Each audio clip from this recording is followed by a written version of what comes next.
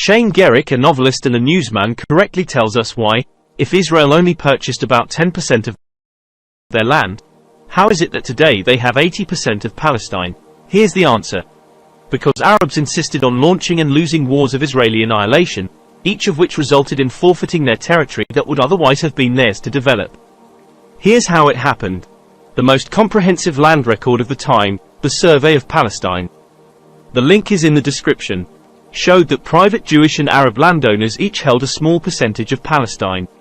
The vast majority was government land, owned by the sovereign, which from 1400 AD to the end of World War I was the Turkish Ottoman Empire, and then were Britain and France, who defeated the Ottomans in WWI, seized the Ottomans' vast holdings and then, remarkably, gave it away.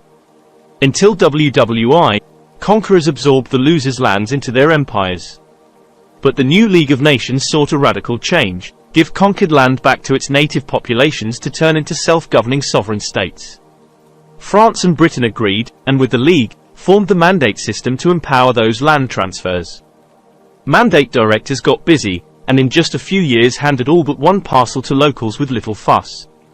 The other was the Mandate for Palestine. 99% of all Ottoman land was given to Arab populations to form Arab nations. The final 1% was Palestine. This mandate parcel was more complicated than the rest because there were two populations to accommodate, Jews and Arabs. Jews had the most long-running claim to a state in geographic Palestine, having lived there without population break for 3,000 years. Arabs came in second by having lived there for 1,300 years. More significantly, the Jews were indigenous to Palestine, having emerged from Israelite and other Canaanite tribes in 1000 to 1300 BCE to become a new and separate people. That made Palestine the Jews' one and only homeland, and world leaders felt it was time for the Jews to return home. Because of that, the Mandate for Palestine mandated, so to speak, that a permanent Jewish home be re-established in geographic Palestine. Re-established because Israel wasn't the first Jewish state in Palestine. That would be Judea and Samaria, which the Roman Empire conquered and exiled most Jews from during the Jewish-Roman Wars of 66 to 135 CE, then renamed the ethnically cleansed region, Palestine. Jews never gave up their claim to return when they built enough political, military, economic, and other power to do so. The Mandate gave them that power. Palestine's Arab population and the rulers of surrounding Arab nations had another idea, taking both halves to establish the Arab state of Palestine on all the land. Jews said game on, and a low-level civil war between them erupted. The problem became a quagmire, then intractable. So in 1947, Britain, the designated administrator of the Mandate for Palestine, tossed the problem to the United Nations to solve and declared it would leave in May 1948. The UN responded with the partition of Palestine, in which half of Palestine would be given to Jewish residents and the other half to Arab residents so each could form their own sovereign state.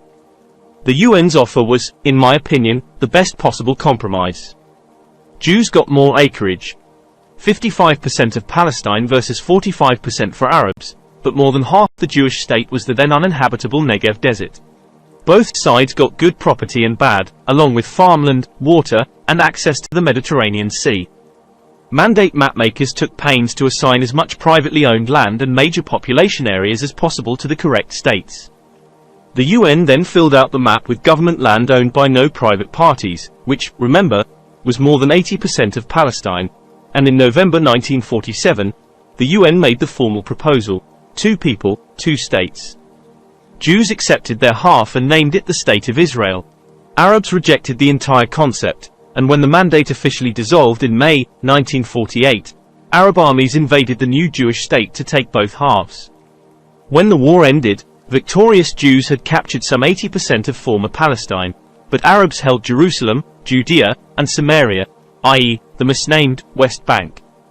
Those ceasefire lines prevailed until 1967 AD, when Arabs invaded Israel again but lost. Israel added Jerusalem, Judea, and Samaria to the rest, and 1973, when Arabs invaded and lost for the third time. Each Arab loss resulted in more forfeiture of land they could have used to build their state. And that's how Israel wound up as the sovereign of all the Mandate land from river to sea. Arabs forgot that if you lose wars you started, you lose more than your pride.